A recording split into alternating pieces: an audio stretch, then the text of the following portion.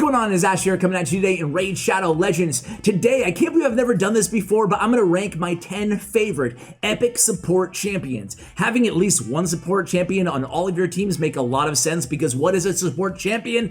It is a champion that's going to, well, support your team either by heals, by strong buffs, shields, or by revivals. So those are the 3 or 4 categories I'm really looking for when we talk about the best support champions in the game. I do want to give a couple honorable mentions kind of going into this video. You can make the case that either of these champions also belong inside the top 10. I don't know how to rank these things half the time, but I didn't decide to put Gorgorab in the top 10, even though he's probably the next champion or maybe the second to next champion that I'm going to do a full champion guide on. I love this champion. He has a revival on the A3. He has a turn meter boost on the A2 as well. Great arena champion in Gorgorab as well. And another honorable mention, guys, is going to be to my lady here in Sacred Order, Mistress of Hymns. So Mistress of Hymns, another amazing champion, guys. You know, she probably could, who would you take off the list to put Mistress on the list? Let me know in the comments below at the end of this video. But either way, she has a heal with the ally with the lowest HP, which is nice on the A1. It's not a huge heal, but, you know, a little bit of a boost to your lowest, ally. And again, same thing here on the Song of Triumph. A continuous heal on the 2 allies with the lowest HP, so it's very targeted on which allies actually need the heals, and then revives 2 random allies with 50% and places a veil on them for 1 turn on a 5-turn cooldown. But really the best part about Mistress of Hymns, but really what puts this all together, is her aura, right? Ally defense in all battles by 25%. That is a really, really solid aura. You can't ask for much more out of your support champion than having one of the best auras, defense in all battles, as her main aura. So those are my 2 honorable mentions. Again, Mistress probably does belong in the top 10. You can make the case that both of them do. Either way, guys, let's go ahead and jump into it.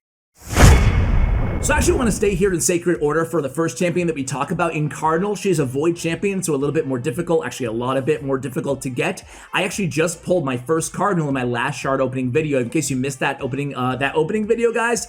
Whoa, some insane luck. I will link it in the description below if you guys want to check that out later. Either way, I pulled a Cardinal in that video too, and I am going to go ahead and build her out just because of her A3. So her A1 has a poison, not bad, 20% chance, and not bad as a bonus. It's nothing crazy, but whatever.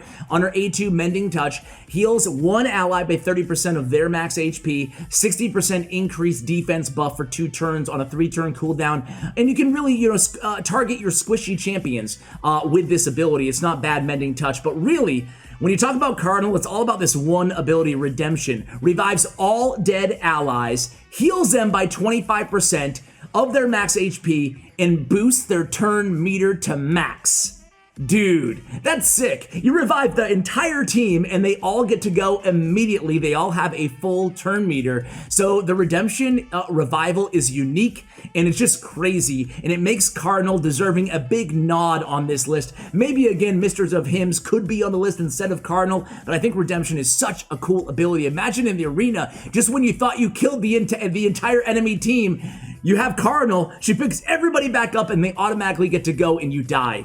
Wow, that's incredible. Let's go into the next champion. Next up is Braska, just really one of the best and most consistent healers inside the entire game. Forget it, epic, legendary, rares, it doesn't matter. He's just a beast healer, especially powerful in the mid to kind of early late game inside Raid Shadow Legends. So Braska, I mean, it's all about his passive. He has, fills his champion's turn meter by 20% on his critical attacks on A1, attacks 1 enemy on Lightning Strike, whoop-de-dooped, right, on the A2, that's a 3-turn cooldown, but then heals all allies by 10% of his max HP whenever he inflicts a critical hit. Man, put a Braska in Relentless Gear and see what happens, man. He's going to keep your entire team just healed up to full health pretty much because he's going to be taking so many turns. Every single turn, every single hit, he's going to be healing based on his max HP. So you build him out to have a ton of HP. And heck, 100k HP Braska, and he has a high base HP at 23k. I mean, he's going to be fully healing on every hit some of your most squishy champions. And obviously, even if you don't have him at 100k, he's still going to get the job done. Braska is a very, very good healer, one of the best support champions in the game.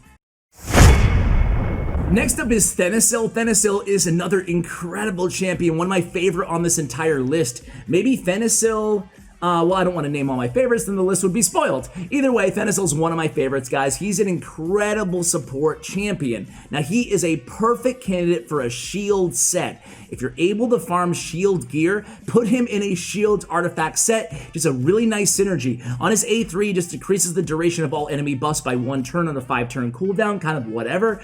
But on his A2, right, O-Skinned is an amazing ability, has the big version of increased defense on all allies on a 3-turn cooldown when booked, and then heals all allies by 25% of this champion's max HP. Now, his max HP is a lot lower than Braska, so it doesn't scale as well, but he does have a higher speed at 105, so a really nice speed, a nice defense, and a decent HP on this champion. But why I say he's a perfect candidate for a shield set, again, because you put him in a shield artifact set, he's going to have that high, you're going to build him with a lot of HP, you're going to have a great shield for 3 turns every round because of his shield set based on his max HP, and his heals are also based on his max HP. He's a great support champion. He works wonders for me. He was the reason I was able to clear level 21 faction crypts on High Elves because of Sentinel's support, so definitely deserves to make this list. Alright, so Grizzle Jarl. Grizzle Jarl is the next champion I'm going to be doing a full guide on. I have him almost fully ascended. I think I'm a 5-star ascended, and I have him ranked up to 6 stars. I might need him maybe another 2 more days to finish up his masteries in his gear, so expect that sometime this week. I really love Grizzle Jarl as a dwarf magic affinity champion. His A1 is just attack 1 enemy, 35% chance of placing the heal reduction debuff for 2 turns. You can already see his damage is based on defense. His defense is pretty high at 1288. His speed is, I guess, a little bit below average at 95. On his A2, place a block debuffs buff on all allies for 1 turn, and then places a 60% increased defense buff on all allies for 2 turns on a 3-turn cooldown when booked. Ancestral Shield is a great ability. Block debuffs is a, I can't even say it's underrated. It's just a really good ability, a really good buff ability in this game, right? You can't be debuffed. It's pretty solid. And then increased defense on all allies, the big version for 2 turns on a 3-turn cooldown, exactly what we're looking for from a support champion as well. And then he has an AoE attack on Earth Stomp, 75% chance at placing a decreased attack debuff on all enemies for 2 turns, and that can be booked up as well to 100% chance, excuse me, on a 4-turn cooldown when booked. Decreases each target's max HP by 30% of the damage inflicted as well. Again, all damage based on defense. So you build Grizzle Jarl just to be like this huge, robust, kind of sturdy, hardy tank on your team. He's gonna be very difficult to kill. He's going to be decreasing max HP, placing the decrease attack. He's gonna have a chance at heal reduction, but more importantly, he's gonna be keeping all your allies alive, which is, again, the definition of a support champion. Hey, it's Frank, it's Miscreant Monster. What would a support list be without Miscreant Monster on the list? He's pretty much a god at everything, you know? He's just really good at everything. He has allied HP in the arena by 33% on an aura, kind of whatever. He has an A3, it's really an amazing support ability here. Places an ally protect buff on all allies except this champion for 3 turns, so a 3-turn ally protect on a 4-turn cooldown when booked. Heals this champion by 50% of his max HP, and then places a 15% continuous heal on this champion for 3 turns. So throughout the duration of the ally protect, you're going to have the continuous heal. He's going to have the 50% damage taken from all his allies. Just a great support ability. And then on the A2, he has one of the best shields in the game as well. Plays a shield buff on an AoE attack equal to 25% of the damage inflicted, plus he adds the CC of the stun. Man, that's a lot of support from one champion. The stun to keep everybody alive, the shield, an amazing shield to keep everybody alive, and then the ally protect with the heal and continuous heal on himself to keep him alive. That is Miscreant Monster. Next up is an oldie but goodie, it's Doom Priest. So Doom Priest, a lot of people don't respect just how good Doom Priest is because of her passive. First of all, she has an aura, increase force ally speed in all battles by 15%. A weak aura, very, very weak. I don't like the 1 affinity auras at all, but I'm just being nitpicky here. On the A2, again, not an ability that I love. Just place an increased attack buff on all allies for 2 turns. That's it, you know? On A1, again, attacks 1 enemy. If the hit is critical, places an increased crit rate buff on a random ally for 2 turns. whatever, right? But really, again, it's all about Bolster. Her passive ability heals all allies by 7.5% of their HP and removes one random debuff from them at the start of this champion's turn. So every time she goes Doom Priest, she's going to be essentially cleansing a debuff off of all of your allies, all of your champions, and then healing them by 7.5% of their HP. Now, in the beginning of Raid Shadow Legends, Doom Priest was one of the S tier best healers in the game. There's been a lot of great healers added to the game since then, so she's taken a little bit of a backseat, but that doesn't mean that she can't be a great cleanser slash healer for your team because of this great passive. So Doom Priest definitely still, in my opinion, deserving of a spot on this list. What about you guys? Do you think that Doom Priest still deserves to be one of the top ranked epic support champions in the game? Do you use her? If so, let me know where in the comments below. Let's move on to the next champion. Well, of course, I'm going to include Mausoleum Age, probably the best epic support in the game. Definitely in that conversation on his A3, removes all debuffs from all allies, then heals all allies by 10% of this champion's max HP. Again, a debuff cleanser, a great ability to have on your team. This is on a 4-turn cooldown, by the way. Heals each ally a further 10% if one or more debuffs are removed from that ally. Fills this ally's turn meter by 15% if 2 or more debuffs are removed from that ally. Fills, each ally's turn meter by 15%. So again, a great skill here in Winds of Purging. It really does purge and heal a lot, and this is based, by the way, on this champion's max HP.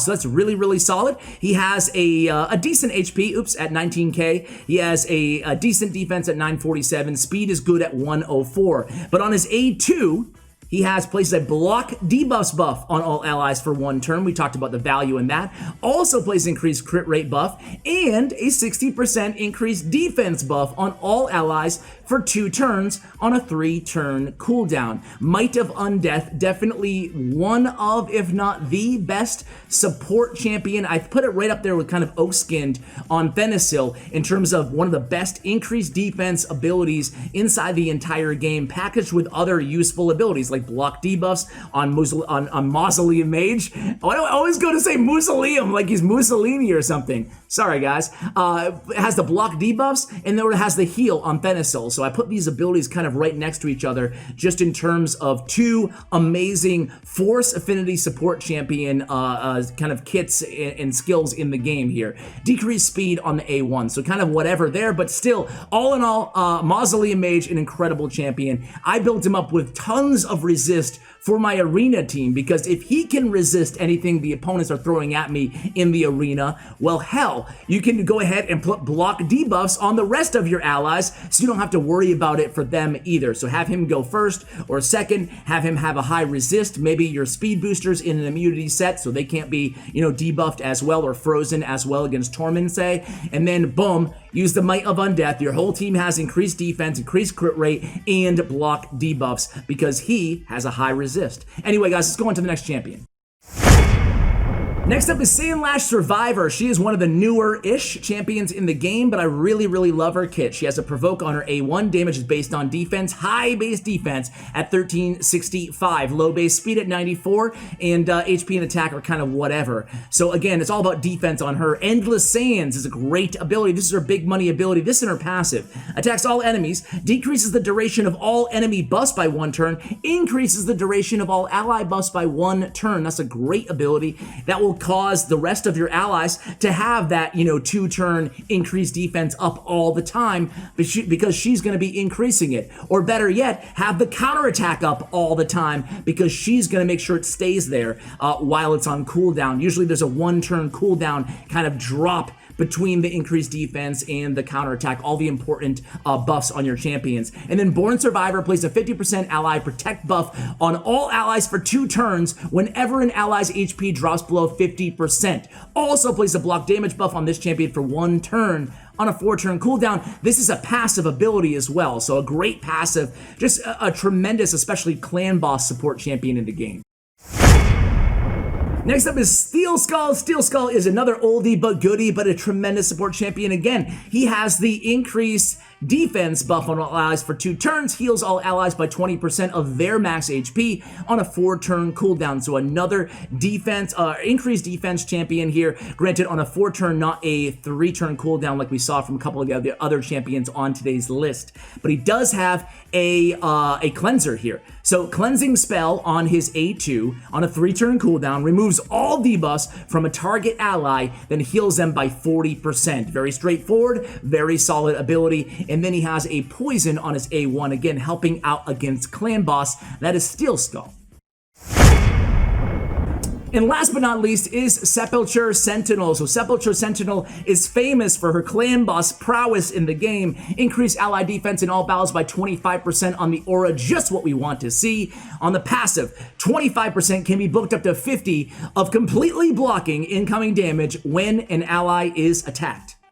Okay, thank you very much. Occurs once per turn. Now that only can occur on 1 ally per AoE attack though, so don't think you're going to be blocking every single ounce of damage altogether from the clan boss. But she also has on a 4-turn the increased defense and a block debuffs buff on all allies for 2 turns. So a champion like this, again, paired with a Sandlash Survivor, can help you out a lot, right? Again, like we talked about. So let's go ahead in the A1, decrease attack for 2 turns, 40% chance. So again, just filling out her really solid kit for Clan Boss to better serve you to stay alive in Clan Boss. Guys, that's all I have for you today. These are the top 10 epic support champions in my opinion in the game. Let me know who you think I missed in the comments below. Thank you so much for watching, and as always, take care, guys.